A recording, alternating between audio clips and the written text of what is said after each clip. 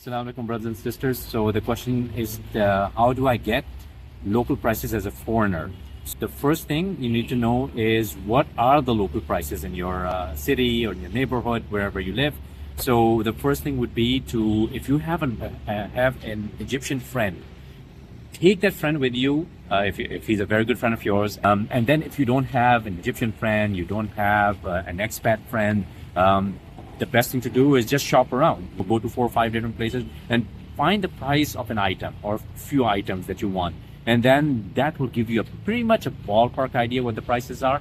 And then if somebody tries to charge you a much higher price, then you know that that is not the price. If you don't really want to, go to places where you don't know the price. For example, let's say take a grocery store. Then you can go to the bigger grocery stores and you can start buying, or you buy stuff from there. But just keep in mind, even in the bigger grocery stores, the prices are listed, so you have that peace of mind. But the price may not match the product. So every grocery store will have, or most of the grocery stores will have, like a scanner in the aisle or every other aisle. So just scan the item so you have the peace of mind of what the price actually is when you go to the checkout counter. So in situations where there are no fixed prices, and you're going to come across many of those situations, how do you navigate that situation?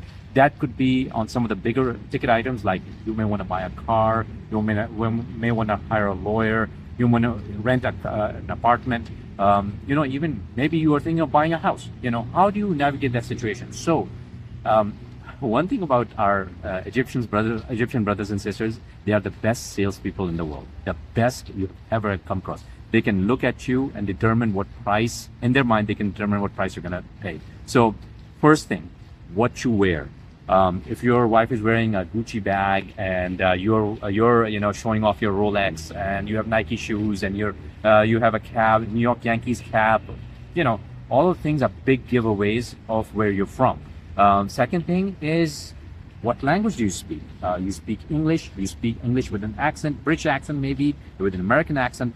That is another big giveaway, right? So that's the second thing. They'll determine what price for you're going to pay.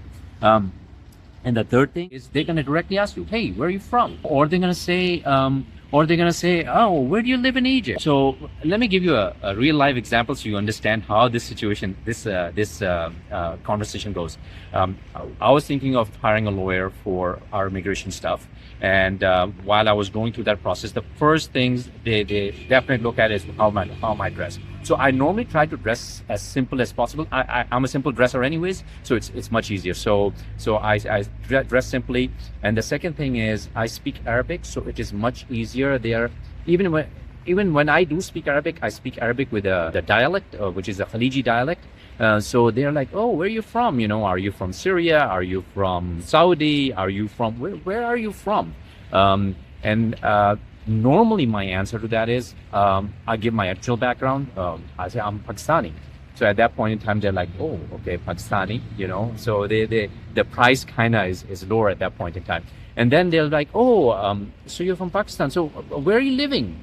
Where do you live in Egypt? I'll say, oh, I live in, New Cairo, in that area. But where in New Cairo? I'll say Madinati. Right there, the price has gone up. So while negotiating or while trying to find a lawyer, we have been quoted for the same service for anywhere between 25,000 Guinea to 150,000 Guinea, depending on where they actually place you in their minds. So if you obviously, if you're coming from the West, you're going to speak English or whatever other language you speak, your French, whatever the case may be. It is okay. But when they ask you the question, where are you from? You may want to give your actual background. If you're actually from, your parents are from Somalia or Kenya or Pakistan or India, say that's where you're from. There's nothing wrong with that. Well, when they say, where do you live in Cairo? And if you're living in Madinati, that's a little tough to say anything else about. But that's up to you what you want to say. But those are some of the things, if you know how to answer those questions and answer them properly, you'll get as close to the local price as possible.